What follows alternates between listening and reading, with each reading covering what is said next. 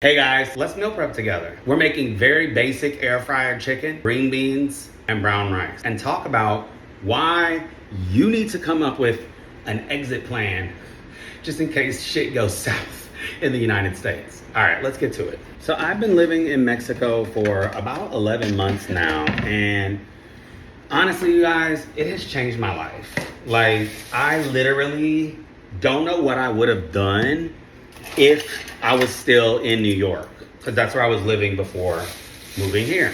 And I moved here because I was burnt out. I was simply just exhausted. And I think a lot of millennials are really feeling the same way right now. And I just wanted a reset. I wanted a restart in my life. And I knew I wasn't going to be able to do that in New York, because it's just too fast-paced to be resetting anything. And you know what's crazy? I've been a pretty much like fast go-getter my whole life, and I've never had a moment in my life where I'm just chill or I'm just like at stillness. You know what I mean? And it's been very interesting exploring and discovering what that looks like for me now. Because, man, it's really hard for my brain to shut off because I'm a very creative person. So I'll oftentimes be like, why am I so still right now? Like, I feel like I need to be doing something. Why am I not doing something? Girl, just sit down. Sit down. That's the something. And sometimes us as humans, we're so programmed to always, I shouldn't say as humans, as Americans, we're so programmed to always be doing something. You don't have to be doing something every second of the day, every hour of the day. Like, it's okay to start to enjoy a slow, peaceful life.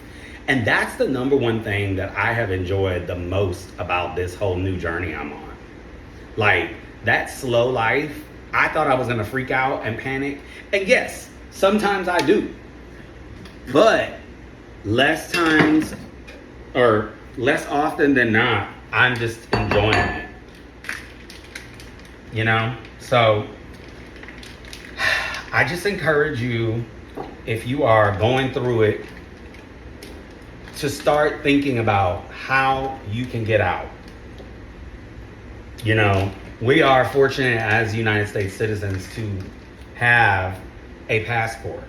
Well, access to getting a passport. And I'm gonna put this in a different trash so I can throw this out when I leave, because it's gonna stink if I don't. And when you have a US passport, it is one of the top 10 passports still. It is still one of the top 10 passports. So don't think that your passport is affected by the current administration as of yet, okay? You know, it still holds its weight. And people are still obsessed with America. At the end of the day, like, I don't know what it is. Somebody I met, or somebody I know in Europe, was like, yeah, Europeans love Americans, love Hollywood, like they're obsessed with it. I'm like, obsessed with what? Truly obsessed with what, child? So I'm just seasoning my chicken, y'all. I'm meal prepping, if I didn't say what I was doing today. We're meal prepping. We're meal prepping and yapping. And that passport, man, it's crazy. Like, I had to get my passport renewed, and for a while I didn't have one. Like, it was with them, technically. So, like, I felt like a prisoner because I couldn't go anywhere. Like, I was literally stuck in this apartment, and in Mexico I couldn't go nowhere without a passport. And I was even scared to travel, like, within Mexico, because I'm not playing around with all that. Okay? I am not playing with that. Anyway, so I have it back now, and my first trip is going to be to LA, actually. I'm going to LA, but my current plan is to stay in Mexico till April of next year, because that's when my lease ends. And then we're taking this bitch worldwide. Why limit yourself? We have that passport. We should never limit ourselves. We have to see the world. We know we can have and live a better life. People are doing it. And more gay people, black people, people of color, lesbians, queer, all of us, we're leaving. At least for the meantime. Like my plan right now, and forgive me y'all, I'm literally just yapping, freeballing this. I don't have any like structure or anything to this. I'm just chatting. But like I don't foresee myself going back to America full time while this current administration is in place. I just don't feel safe. I don't feel comfortable. I don't feel safe. I just feel like I would be a prisoner in my own country. And why would I want to feel that way? And not only that, I was already just damn exhausted from the burnout with all the corporate jobs I was working and dealing with all of that toxicity to where I was about to have another breakdown. And I just knew that wasn't how I wanted to live. It wasn't how I wanted to live. Okay, so I'm gonna take this chicken and put it in the fridge for a little bit. And then I'm gonna mess with them little beans that I had, okay? I'm gonna mess with them little beans that I had, okay? Put this in the fridge and mess with the beans. So yeah, I mean, life is definitely different. Like, for instance, right now I don't have internet. The internet is out. So you have to be, if you do wanna move abroad, you have to realize it is not all rainbows and butterflies. Like, it is not. There are days that I have had no internet, no electricity, which it's hot as hell here. When you don't have electricity here, you start to freak out because it's so hot. And some people don't have electricity, or some people don't have air conditioning here. I don't know how they do it, but it couldn't be me. I have to have AC. I have to have it. Like, I can't live without it. But my point is all these people romanticizing living abroad, y'all are crazy. Y'all are crazy because it's not always romantic. It's not always wonderful and fabulous. There are times, child, this same floor, I've had floods. Like I said, the electricity went out a few times for quite a while, actually. One time it was like a half a day. Right now I don't have internet. What else? They were doing construction over here in the front of the building for so long where it was so loud and constantly like, you know, agitating me during the day. So I just want you to know, research where you are going to move before you move. Maybe the infrastructure is not as good as yours currently in the United States, but don't let that hinder you. At the end of the day, like, hell, the electricity could go out in New York City too. It has, and it will. But what I'm trying to say with that is you can't move to a foreign country and expect the same thing that you have in the United States. One thing, right? Secondly, you need to research where the hell you're moving. I'm seeing a lot of people moving places and they are like stunned and surprised about certain things. Well, did you do your research? You need to still research things. Think Gen Z and all of that, you know, they just see something on social media and then they want to do it. And it's like, did you actually think about what, and sorry y'all, I'm looking at camera here and camera there. Did you actually think about or research that thing that you're going to do before you do it? Like, bring back research. So I don't know where we got with that, how we got lost with that. But, you know, before I moved here, I came here to live a couple of months. And I'm just going to put these green beans here into the air fryer now. You see, this is my new air fryer, y'all. I live for it.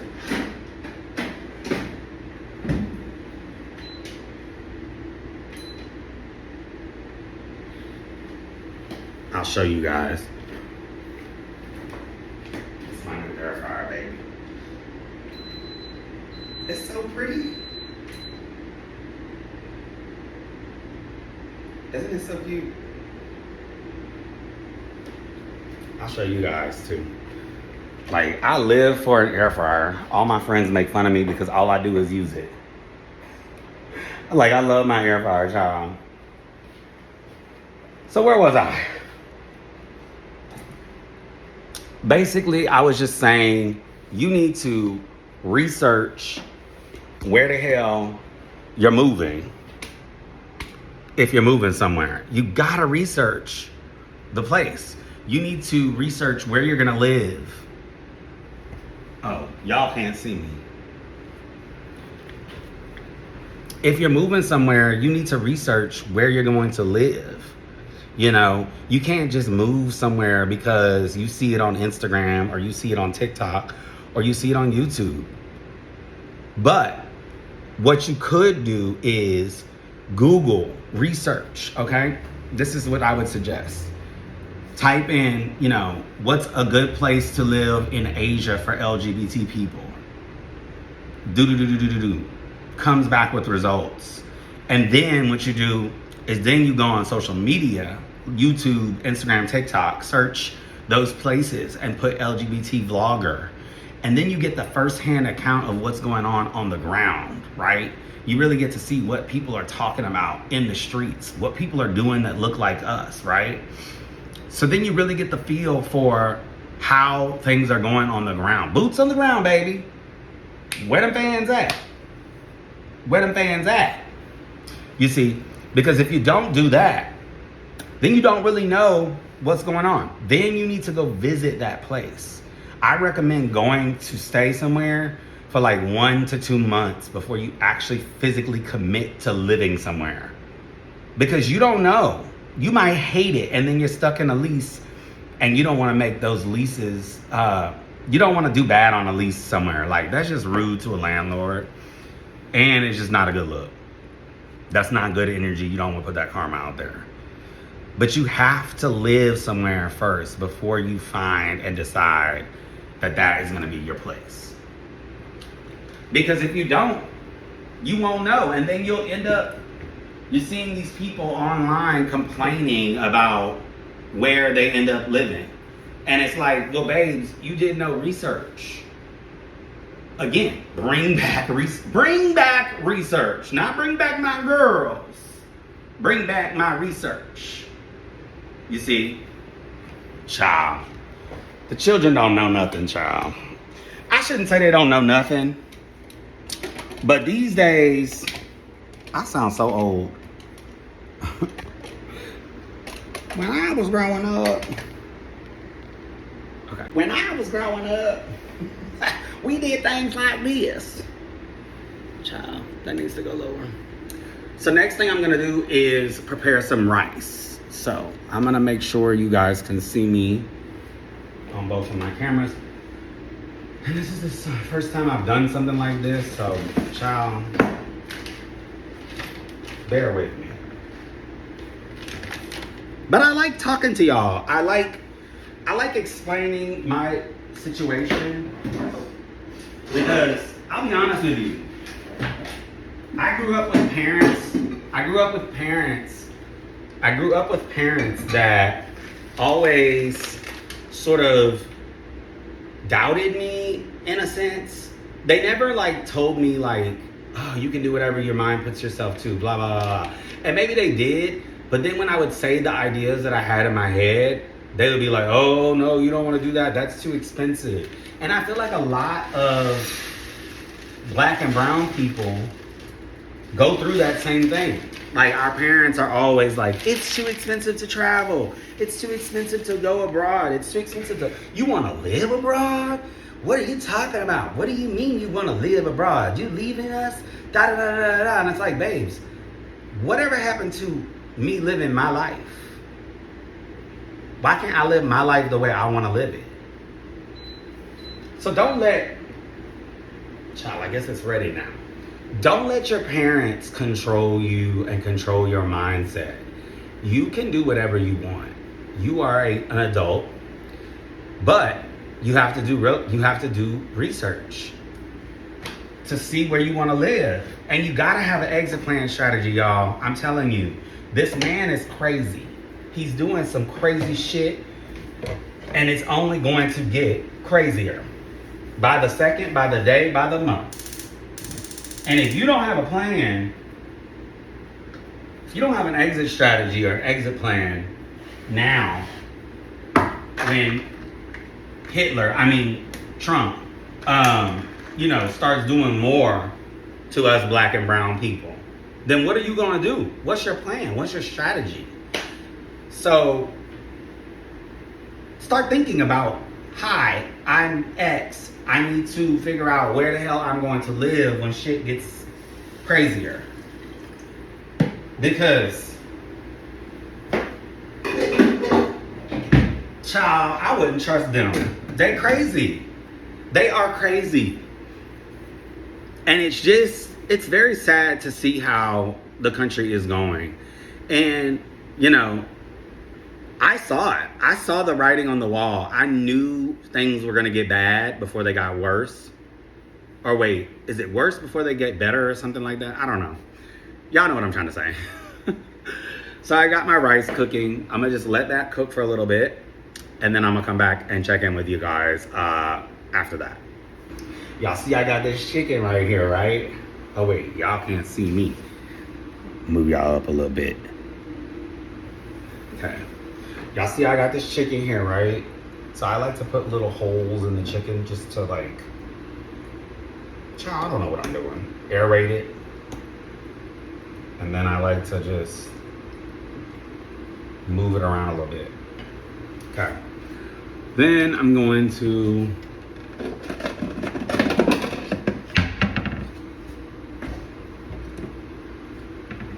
take this chicken, or take these beans off of here.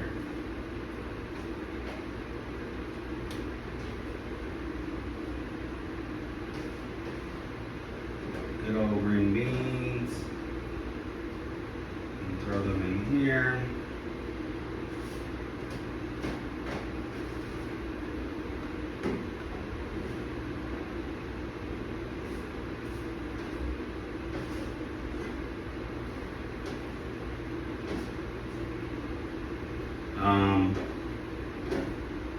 Okay, that's good. Okay, green beans, they're good, they're done.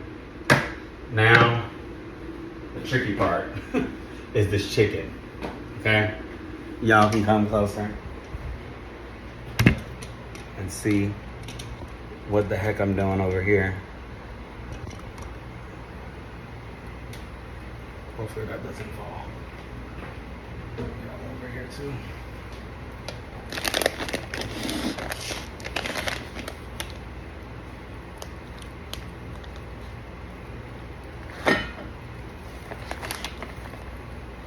Y'all see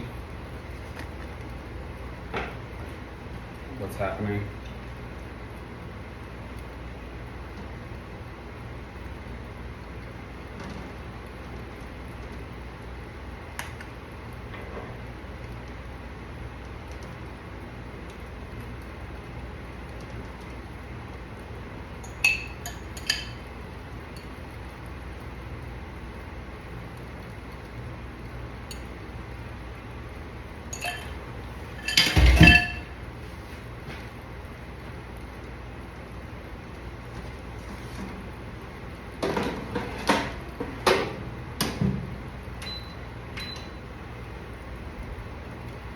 Chicken's in. Chicken's in. This is what it turned out, guys. All right, let's eat. I've got chicken, rice, and green beans. I marinated chicken. Oh, shit. It's so juicy. A little bit of rice. Child, I put too much rice on this plate. Green bean and chicken. Bon appetit. Or should I say, provecho. Mmm. It's really good. It just goes to show you, you do not need to marinate chicken that long, but you need to season it well and it'll be delicious. I'll see you guys on the next one. Let me know if you have any comments or questions about living abroad, and I'll see you guys on the next video. Thanks. See ya.